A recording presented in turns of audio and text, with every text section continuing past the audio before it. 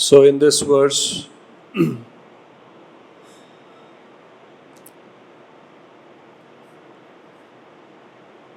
the valiant king refers to Svāyambhuva Manu, who has come to the hermitage of Kardama Muni. Prabhupada in the purport mentions that how Kshatriyas and the brāhmaṇas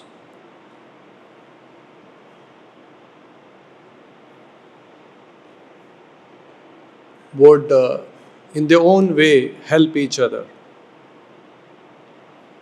The royal order would give protection to the brāhmaṇas for cultivation of spiritual advancement in the society, and the brāhmaṇas would give their valuable instructions to the royal order on how the states and citizens can gradually be elevated in spiritual perfection.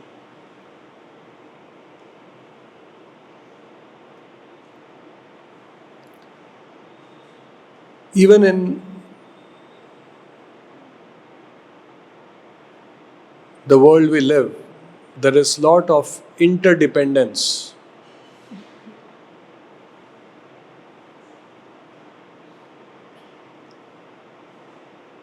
For example, we are benefiting from the farmers who are growing the crops, and in return, they are being paid something for the hard work what they have done. The police department is providing protection and security.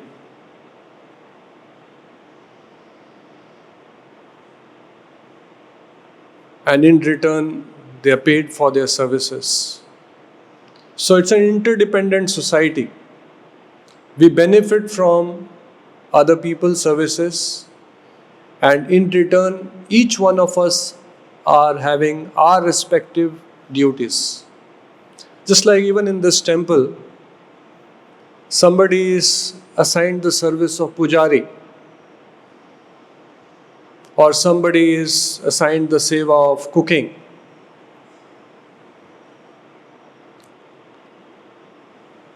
We are benefiting from that service. We come in the morning, somebody has gotten up early in the morning, done Jagran Seva, woken up the deities, offered that Balya Bhoga, prepared the altar, and we all come and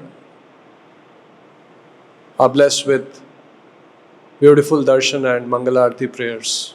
Somebody has made arrangements for the mic, sound system.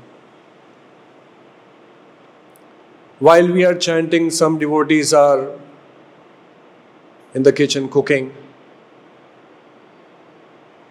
They may have missed their chanting during the Brahma Muhurta time. Definitely they'll catch up. So there is an interdependence. We all are benefiting from someone's services, and what is expected from us in return. Just like here it says, Kshatriyas protect the brāhmaṇas, and brāhmaṇas in turn benedict them with transcendental knowledge, with instructions.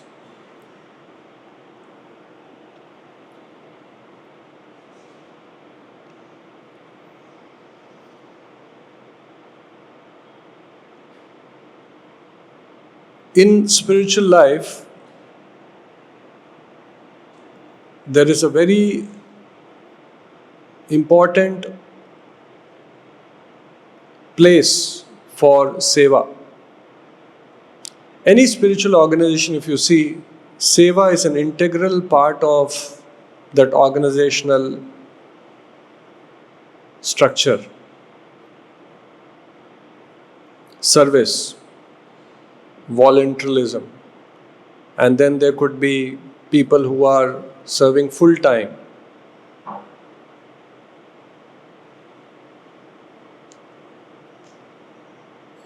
This is a very important example which we have to understand. Just like when we go and buy something in a shop. Let's take example of a D-Mart. Just as you enter, there is a trolley available. You can have a trolley or you can have a basket. And you can go around and choose whatever you want. You can put in the basket, you can put in the trolley, you can fill the trolley.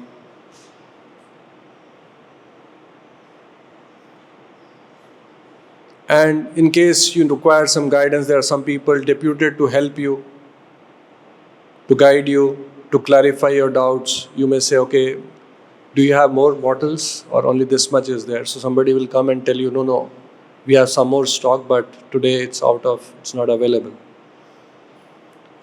And you fill the whole trolley, and when you come out,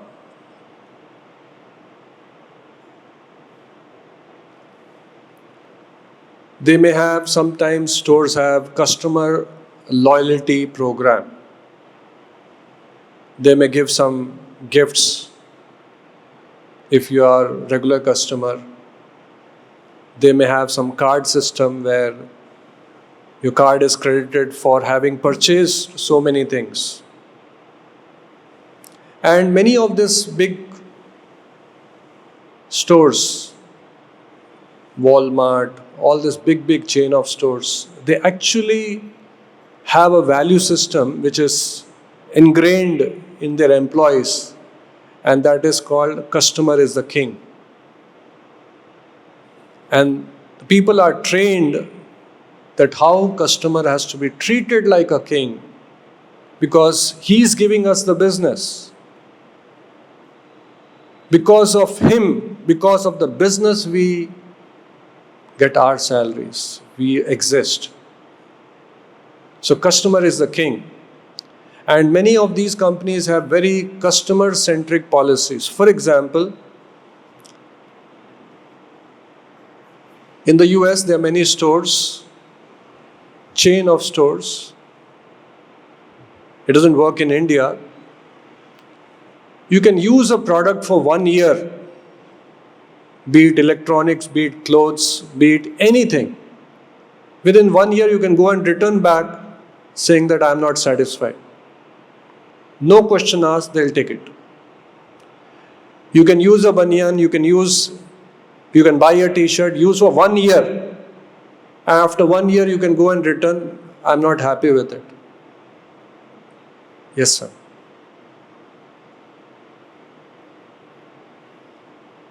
Customer is the king.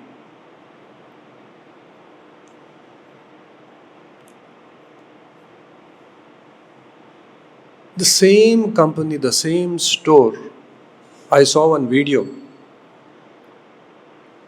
There was a person, unfortunate in Indian, caught frisking an item, taking the item without paying, stealing the item. And the police caught that person, and that person was very badly interrogated. And in that video, that person is pleading, I wanted to pay, I'm sorry, I'll not do it. Crying, and these people are trying to, pounce on that person.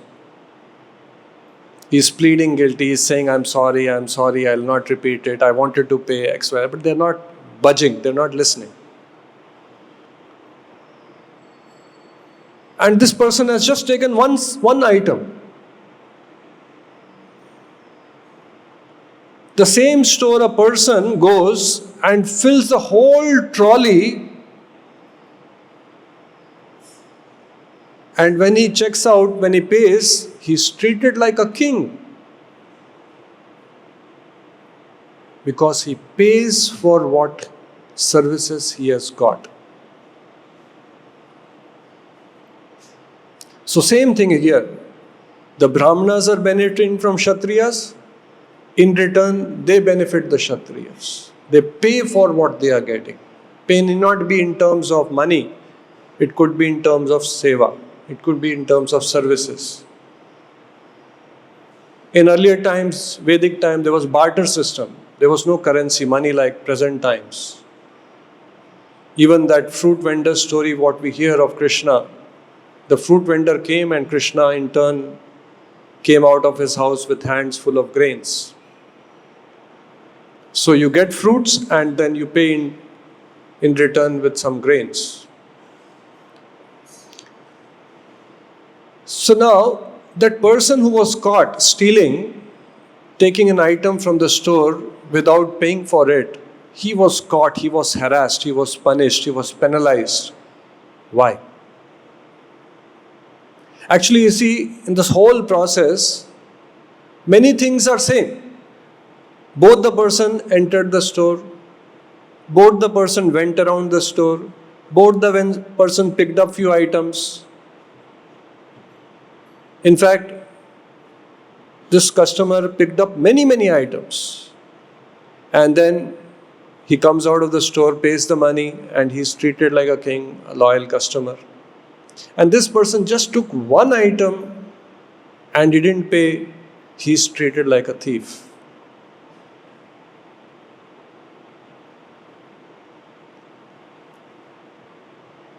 And we all know thieves cannot be happy. They are fearful. Anytime they can be caught. And if they are caught, their life becomes miserable. So likewise, each one of us have to understand, especially when we are part of an organization, especially when we are part of a community, especially when we are part of a family, we are benefiting from others' seva.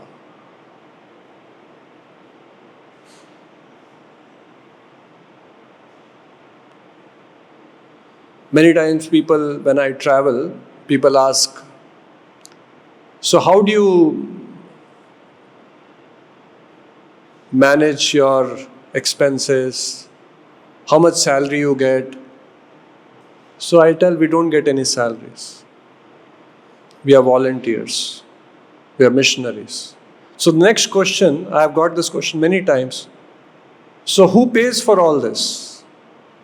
If you are traveling, your clothes, your food, who pays? So I tell them, just like in a family, the father is earning, mother is not earning, the child is not earning.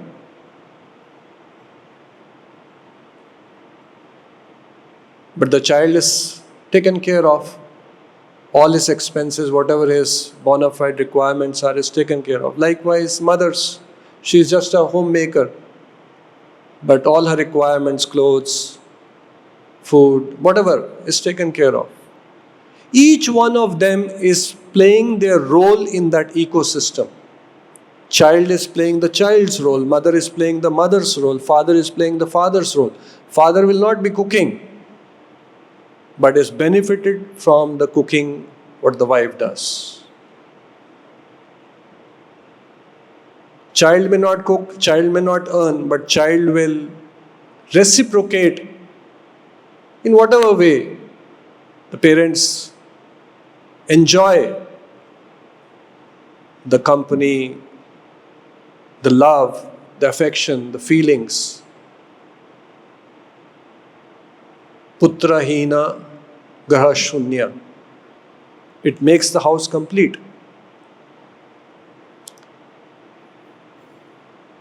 So likewise, we also are in a family. Somebody is going out collecting donations. Somebody is cooking. Somebody is doing deity worship.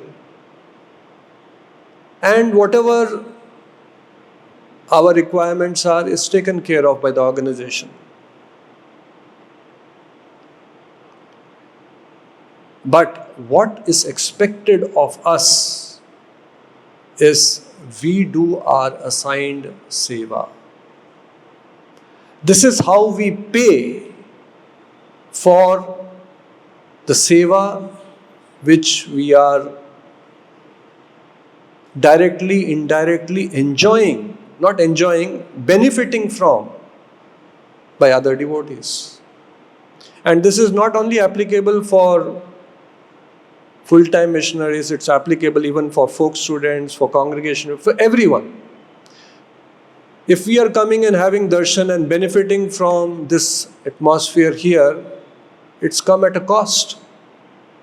Somebody has put efforts. Somebody's seva we are benefiting from. And the price what we have to pay, price need not be always in terms of donation, price may not be in terms of money, but we have to pay. Whatever we have got, we have to pay. And as I mentioned earlier, if we don't pay, we are a thief. In the case of a shop, it will be policemen with all those uniform, and they will come and catch, they will harass, they will question, they may beat. In our case, if we don't pay for the services we have benefited from and enjoyed, by not doing our service, not doing our seva, not doing our part, then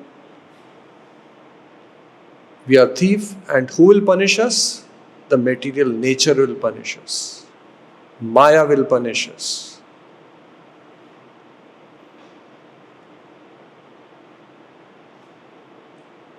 In the case of shop, if a person is very smart, he understands the system, understands the loopholes, he can. When I was in college, some of my friends, unfortunately, they always, although they were very rich, but they used to have a thrill in going a shop and stealing things. They would come and show this card I stole. Out of great pride, I stole 5 cards. So, we have to do our duties, our seva, our part, our assigned services to reciprocate what we are benefiting from. Otherwise, how do we get punished? Mind is disturbed, agitated, some dirty thoughts.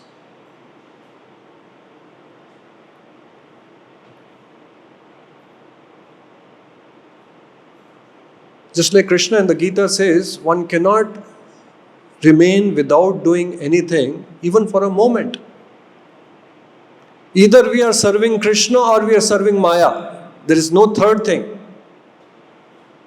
We cannot say, okay, now I'll just relax. In that relaxation also has a part. That relaxation also, just like sleep, some amount of regulated sleep is required for the body. You can serve Krishna 24 hours even by taking rest. Giving the body the required rest so that you can serve Krishna. That's also service to Krishna. But if somebody says, क्या पड़ी है, मजा करो, आराम से सो, बहुत गर्मी है,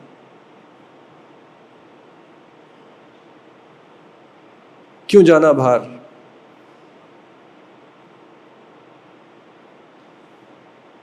मुझे क्या पड़ी है? कौन देख रहा है? कोई देख रहा है, कोई देख रहा है. Sometimes we worry about the gross systems. कोई नहीं देख रहा है यहाँ. हमेशा कोई देख रहा है. हमेशा कोई देख रहा है. Every second somebody is watching. And जो देख रहा है, वो अच्छे से देख रहा है. वो जो पुलिस है, वो कभी देख रही है, कभी सीसीटीवी में देख रही है, कभी नहीं देख रही है. वैसे नहीं देख रहा वो अच्छे से देख रहा है. And we cannot escape.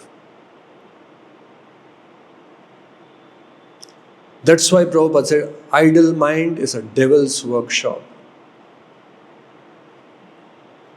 We all want to chill, we all want to relax, we all want to... Who wants anxiety?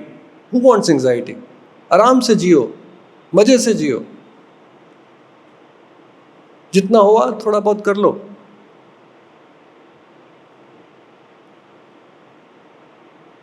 If we don't do our assigned services, we cannot remain peaceful. We'll get different kinds, if we don't take anxiety for Krishna, we'll get different kinds of existential anxiety we'll get. What will happen to me? Who will take care of me?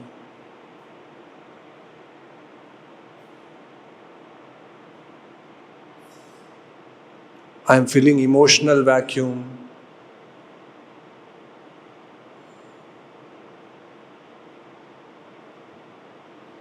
So each one of us have to very clearly ascertain what is I am benefiting. I am benefiting from this temple, from this organization, from this institution. I have a role to play to give back what I have benefited from. Again, I am saying it need not be always in terms of donation, in terms of seva, in terms of donations, in terms of volunteering for various requirements in the organization. This law is working. This law in a very gross form is working in the outside world, but this law in a gross and subtle form is working in every institution, in every organization, including spiritual organization.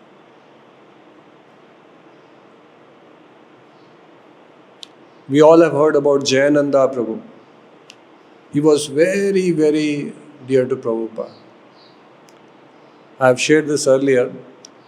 One time Prabhupada came to temple. All the devotees were, doing kirtan, waiting for Prabhupada's arrival. And when Prabhupada entered the room, they were all ecstatic. Kirtan going on and, waiting for Prabhupada to speak few words. No, there's an arrival address when devotees come.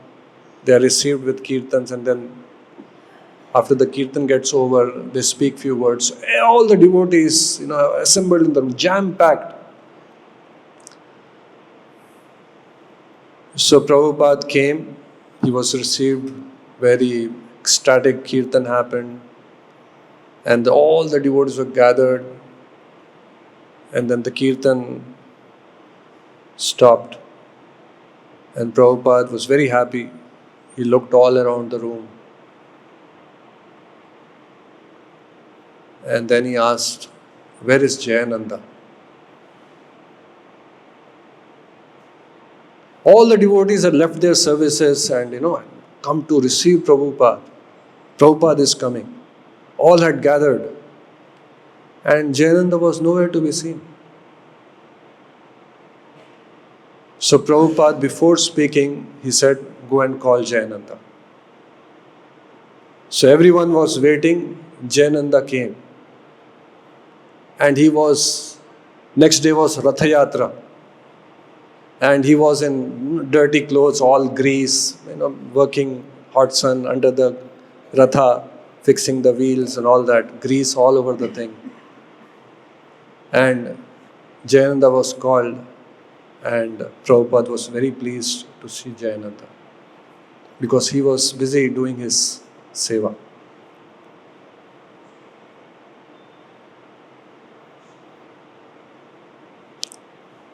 Sometimes we think that at a spiritual platform, what pleases Krishna, what pleases Prabhupada. Like for example, Arjuna wanted to be a very gentleman, didn't wanted to fight, wanted to be peaceful, wanted to be, not attached to the kingdom. These all are good qualities. Renounced, not attached. But Krishna said, how come these impurities have come upon you?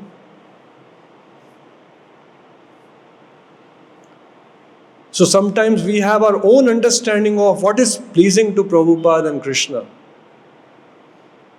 What may be pleasing to Prabhupada and Krishna is working in the hot sun under the carpet with grease and knife if it is required for the mission of Prabhupada. Although it may not be very comfortable and pleasing to the body and mind. Many times our yardstick is what is pleasing to body and mind. And the whole Bhagavad Gita was spoken to Arjuna to fight, which is not very pleasing to body and mind.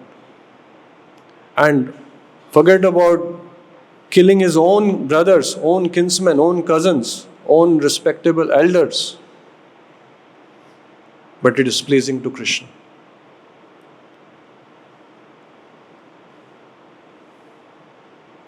So that's why we have to. So Jayananda, I was telling, so when later on, after a few years, the day Jayananda left the body, it was during Prabhupada's time. So the news came to Prabhupada. Tears flowed from his eyes. And then Prabhupada said, one day all of us have to go. And then he said, Jayananda was one of my best disciples.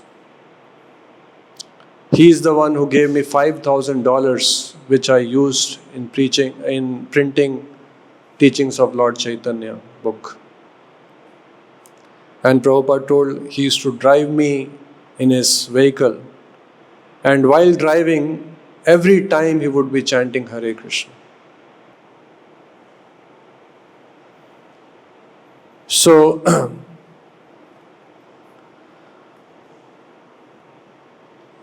we have to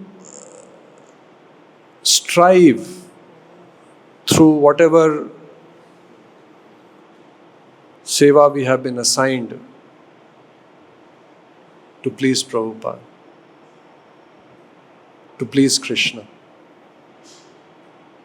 by our actions, by our words. One time Srila Prabhupada went to Atlanta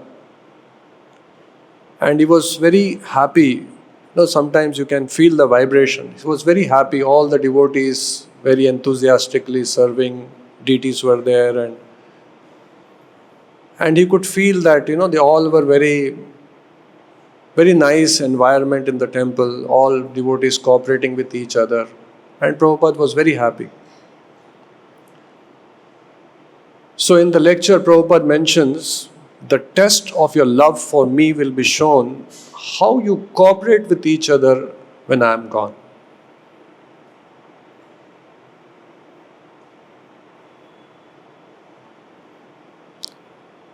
Just like other time I was mentioning, last class I was mentioning, it is our seva to Prabhupada by being a good example. Because Prabhupada also said, your spiritual master will be judged by how you act, how you behave. So it is not just seva, somebody is a pujari, is doing pujari seva, somebody is cook. How we behave is also seva. How we cooperate, how we help other Vaishnavas, it's also seva. How we deal with others, it's also seva. Seva is not just gross, meri seva ho gayi. How we cooperate with other Vaishnavas, how we help them.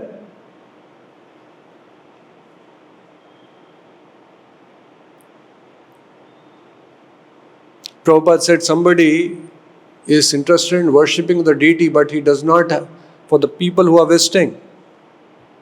It's a neophyte devotee. If he does not, he respects the deity, worships the deity, but has no respect for others. Other devotees, other people, disrespectful, harsh, arrogant. He's a neophyte. So we all have to give due respect, cooperate,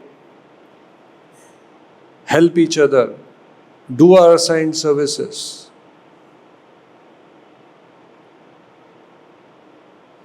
We can be in a comfort zone. Comfort zone means जितना हो गया हो गया, मुझे क्या पड़ी है. Comfort zone. Will not be comfortable in comfort zone. Will not be comfortable in comfort zone, because material comfort zone, Maya will enter. And will enter in the mind and make you uncomfortable. Just like, ye hi samsparshaja bhoga dukha yona hi evate. This very sense pleasure, see, it's a contradiction. This pleasure is a cause of unhappiness.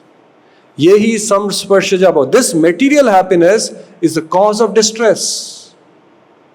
This comfort, this material comfort is the cause of your bondage.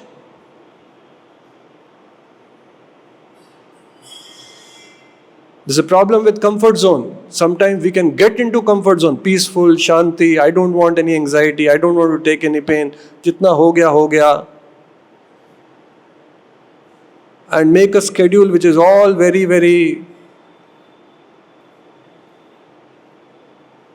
peace-oriented. Sadhana, 2 hours reading, take rest, this thing.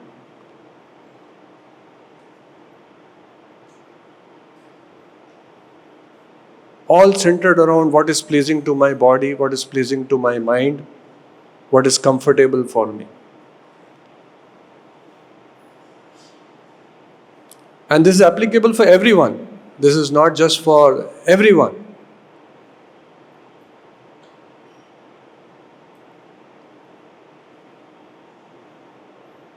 And then there is another zone called the crisis zone. Crisis zone means so passionate, do this, do that, do this. No time for chanting, no time for reading, no time for this thing, sadhana. I have to do for Prabhupada. Crisis zone. What is the symptom of crisis zone? No time for even chanting, reading. Because so many things are to be done for Prabhupada. Prabhupada don't want that also.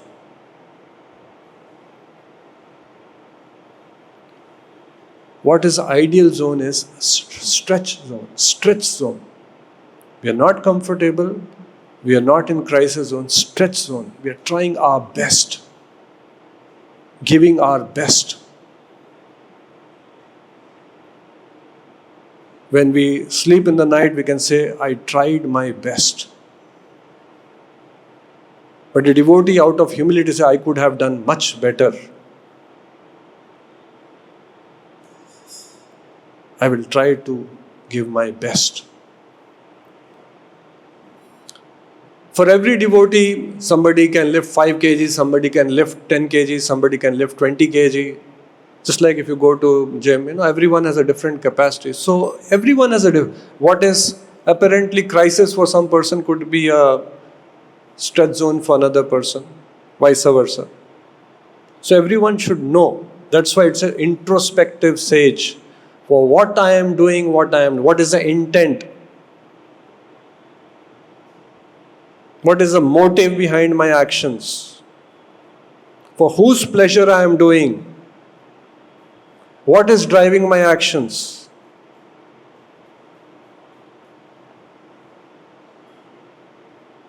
So that's why Bhakti Yoga is also called Buddhi Yoga. Buddhi is required. Intelligence is required. Introspection is required.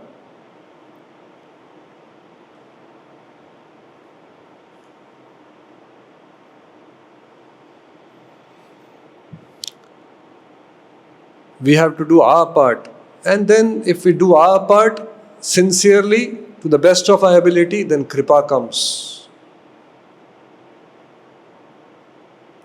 There was one devotee, he wrote to Prabhupada, Prabhupada, it's very difficult for me to follow all this regulative principle, because initially all the devotees, they were all from different backgrounds, different culture. So he wrote to Prabhupada, it's very difficult for me to follow all these principles. I don't think I'll be able to make it. And the devotee writes, but I've heard that there are three kinds of siddhas.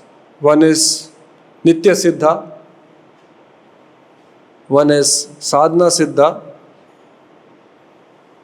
and one is, what is the third one? Kripa Siddha. He says, only hope for me is, if you can give me Kripa, then I can be a Kripa Siddha. Sadhana Siddha, not for me. Nitya Siddha, anyway, not applicable. So Prabhupada, being very merciful, he got initiated, the devotee, and his name was Guru Kripa Das. And after initiation, Prabhupada told the devotee, your name is Guru Kripa Das, now you're independent, you can do anything. There are examples of causeless mercy where a devotee, just out of sheer mercy, compassion, is delivered. But generally the principle is Kripa, we earn by pleasing.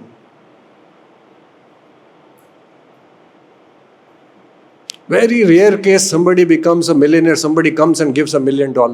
Generally the practice is either you inherit or you earn.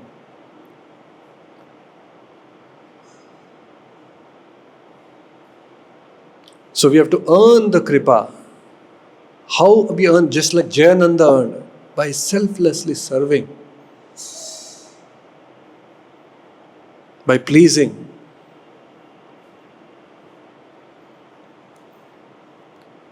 So Prabhupada said, your love for me will be known by how you cooperate with each other after I am gone.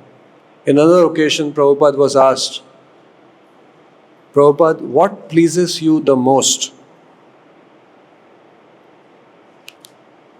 So there was, devotees had assembled in a room and the question answer session was going on.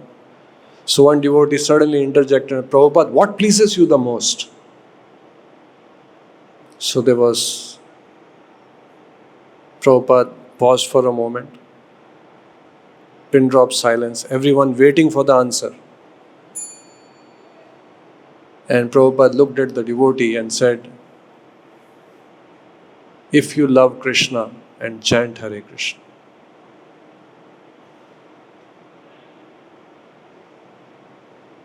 So what pleases Prabhupada? Prabhupada has told.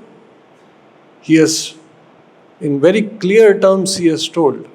It's very clear to all of us what pleases Prabhupada, what pleases Krishna.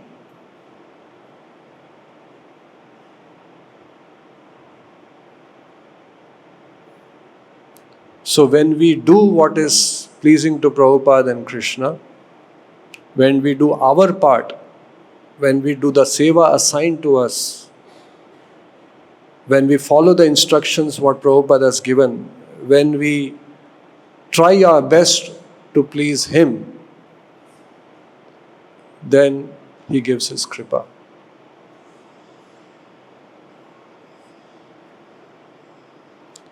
And spiritual life,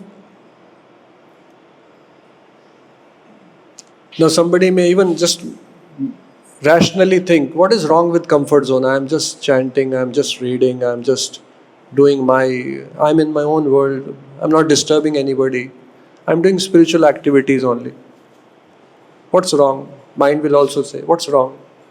I am not disturbing anybody. And some sevas are there, you can do as much as you can.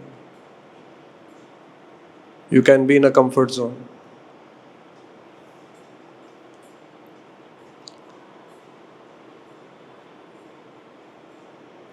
In one place I heard, you can't advance in spiritual life unless you sweat. Sweat literally doesn't mean that physical sweat.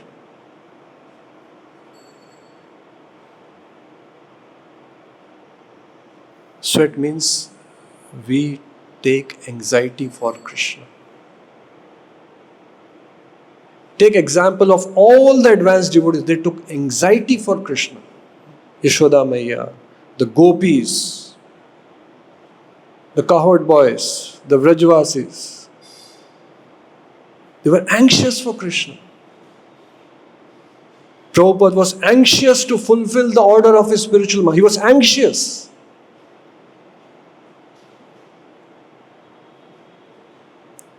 When will I get an opportunity?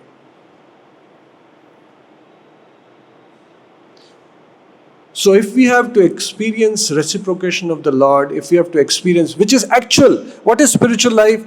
Devotee is trying to serve Krishna as Krishna is serving devotees. That is real reciprocation. That is real spiritual life. It's not one-sided affair. Here, the brāhmaṇas are serving the Kshatriyas are serving the Brahmana. Reciprocal relationship. Likewise, bhakti also is a reciprocal relationship. A devotee is anxious for Krishna, is serving Prabhupada's mission. How I can take it to the next level, how I can serve, how I can contribute, how I can do my part. And because of this anxiety, Krishna reciprocates. And that makes spiritual life very, very, they use the word navayavanam cha, always fresh. Because you experience sweet reciprocation of the Lord. You can see the hands of Krishna. You can feel the guidance of the Lord. And Krishna in the Gita says, as you surrender, so shall I reciprocate. You are in comfort zone, I am also in comfort zone. Comfort zone for what? For reciprocation. For giving mercy. For showing that He exists. Making you feel that, yes, He is very loving. Giving you directions. मुझे क्या पड़ी है? कृष्ण से मुझे क्या पड़ी है?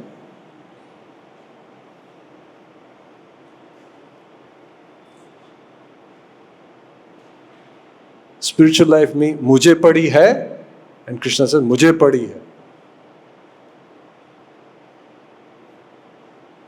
That makes life very lively.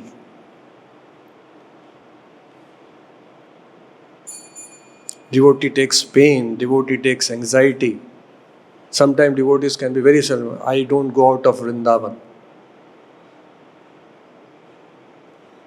Prabhupada Acharya, he is our. What could be more spiritually enlivening than a place like Vrindavan, Radha Damodar Mandir, and that too way back in 65, not today where, people from Delhi and all people, tourists are coming. What could be more spiritually enlivening? Samadhis of all the Goswamis is there, and Prabhupada is going to the US in a cargo ship, staying in downtown Bauri, all drunkards, all lying all around. He took anxiety to fulfill the order of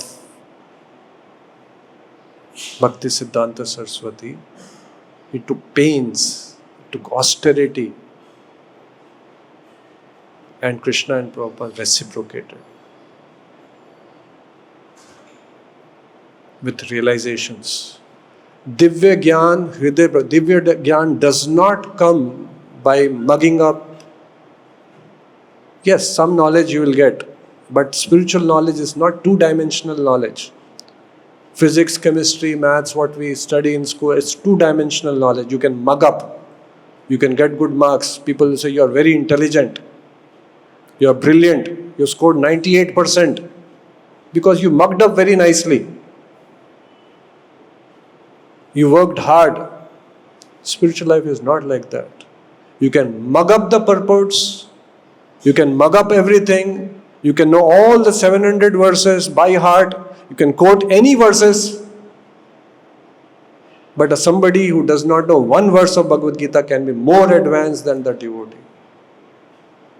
if he has got realization, not just jnana, vijnana, divya gyan, hriday prakashito, and that comes by pleasing Prabhupada, by pleasing Krishna. That comes by taking anxiety for Krishna. And that anxiety is called spiritual anxiety.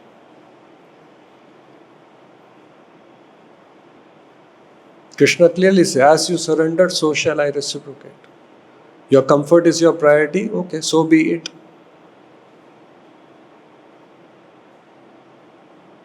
So we have to ascertain what's my assigned service.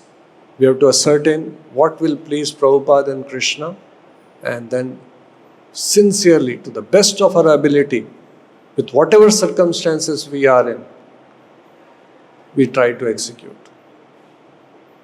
And always be humble, Krishna, I am fallen.